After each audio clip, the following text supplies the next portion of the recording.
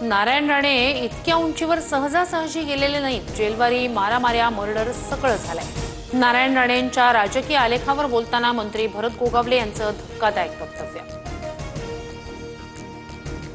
Murder करून उंचीवर जाता येत नाही, नाहीतर गँगवॉर करणारे राजकारणात आले असते, अशा पद्धतीचं वक्तव्य करणं दुर्दैवी। मुख्यमंत्री असताना नारायण राणेंचा प्रशासनावर वचक होता।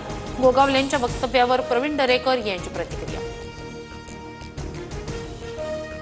पंढरपुरात लाखोंची रांग, मात्र आमदार बांगरांचं व्हीआयपी फरमान। माझ्या 21 कार्यकर्त्यांना व्हीआयपी दर्शन द्या, मंदिर समितीला पत्र। आमदार संतोष बांगर यांच्या पत्रानं वारकऱ्यांमध्ये तीव्र संताप। मुख्यमंत्र्यांकडून व्हीआयपी दर्शन बंदच्या सूचना, पण आमदार ऐकेना।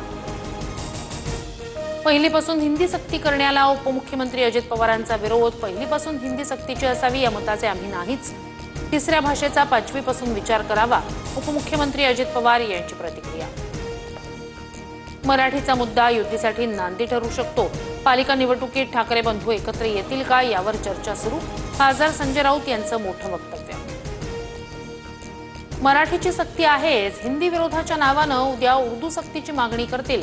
ठाकरे बंधूंच्या मोर्चावर नितेश राणेंची पोस्ट। 11वीची पहिली गुणवत्ता यादी जाहीर, शिक्षण संचालनालयाकडून परिपत्रक जारी। आदित्य ठाकरेंनी 11वीची गुणवत्ता यादी जाहीर न झाल्यास आंदोलन करण्याचा दिला होता इशारा। अमरावतीत पोलीस अधिकाऱ्याची हत्या, दुचाकीवरील पोलीस अधिकाऱ्याला कारनं उडवल्यानं अधिकाऱ्यावर शस्त्रानं वार करत हत्या। हत्येनंतर 5 ते 6 हल्लेखोर फरार, एका संशयित आरोपीला अटक।